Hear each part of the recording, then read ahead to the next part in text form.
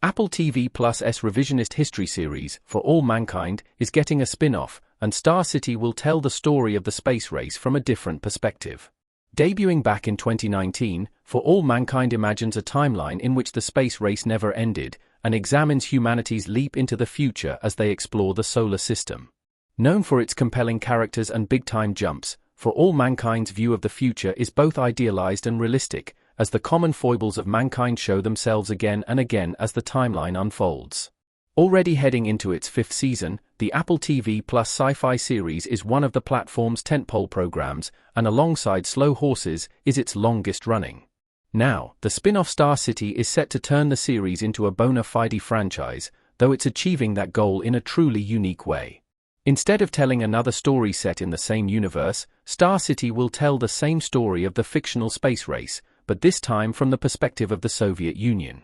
With casting and story details already flooding in, Star City is expected sooner rather than later. Star City spin-off latest news. The first cast member joins the spin-off.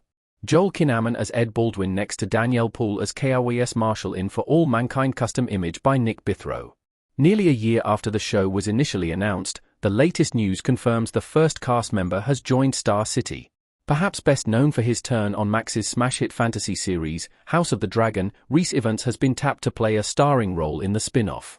Though his character's name isn't known yet, Ifans will be playing the Soviet space program's chief designer, an important early figure in the space race for the USSR.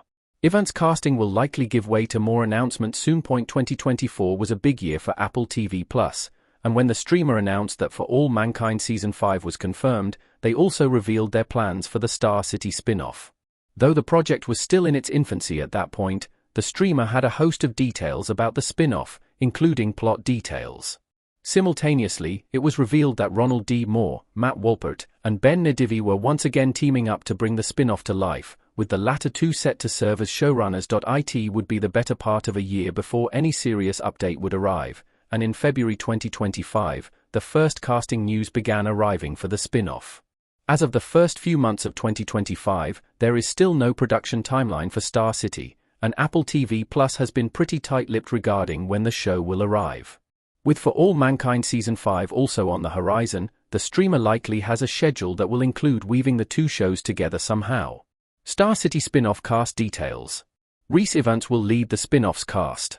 With the show still developing, little is known about the cast of Star City thus far.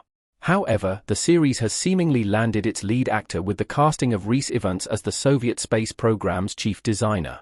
The as-yet unnamed character is a crucial figure in the early days of the USSR's space exploits, and Ifans' track record with authoritative roles in shows such as House of the Dragon makes him uniquely qualified to play the part.